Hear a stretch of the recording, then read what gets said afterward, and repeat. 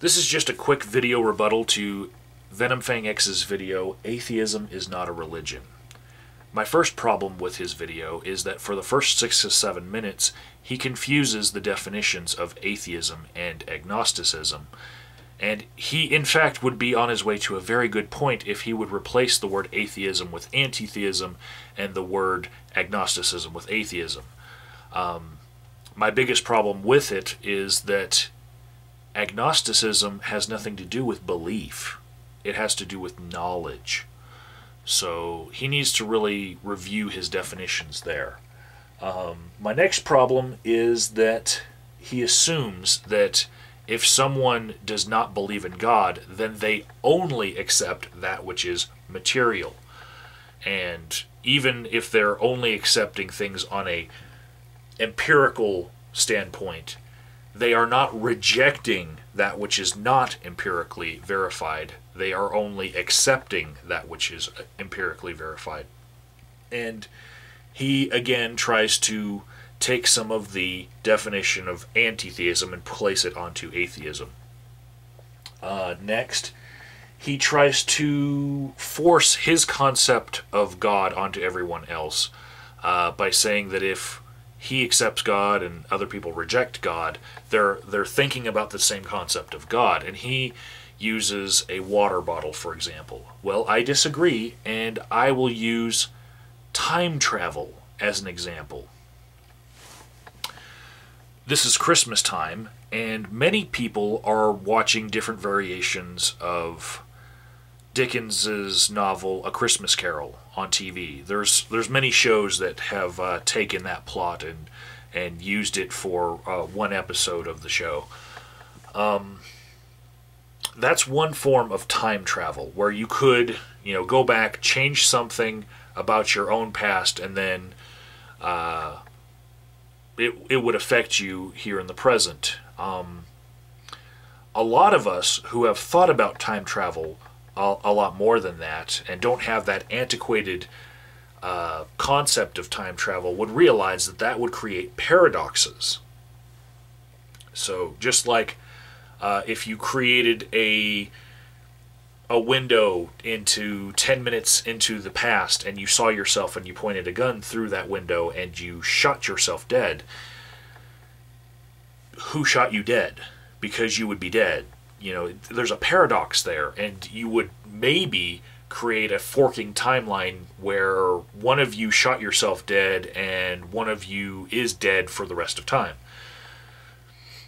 So those of us who realize that changing the past creates paradoxes have a different idea of what time travel is. We're the ones who've watched Star Trek and all sorts of things like Doctor Who, and then there's people who stay away from that stuff and they only have the idea of A Christmas Carol in their heads. And in the same way, atheists have ideas about paradoxes in the concept of God that people with the antiquated concept of God have. The most famous one would be the Epicurean problems with God. So, yeah, we don't have the same concept of God when we're talking about the God that we reject. It is very important to have the same definitions in a discussion about something or a debate about something, but you cannot force your definitions on other people by just saying, oh, well, you must have the same definition if you're rejecting this concept, flat out, because we don't. We don't have it.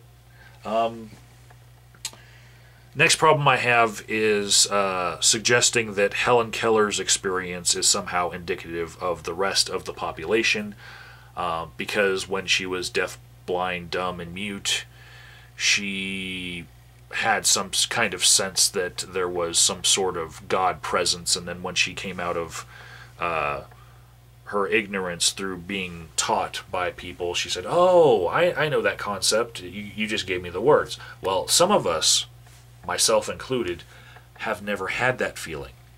And I'm telling you this sincerely. Whether or not you believe that is up to you, but yeah, her experience is not indicative of everyone. So I have a problem with him putting it forth that way. And lastly, he says that there are many different ways that atheism looks like a religion. And one of the ways that I take particular offense to is him saying that we have teachers, that we revere uniformly. And one of the things that I have to say about that is there's no hierarchy in atheism. There is no religious style hierarchy, and also it's okay for you to completely disagree with everything that some other atheist speaker has to say, and still both of you can be atheists. You can disagree with just about everything else except for you both find no credible evidence for the existence of a deity. So, yeah, it's like how Christianity has like 30,000 different denominations, but pretty much they all agree with the Judeo-Christian God's existence and a whole bunch of other things like miracles and resurrection after 3 days of death, stuff like that. There's a lot that they will have in common between each other. They'll have the same books. You don't even have to have the same books. And he says, oh, well, they have books that they read from. You don't have to have the same books to be an atheist at all. So, that's it. Later.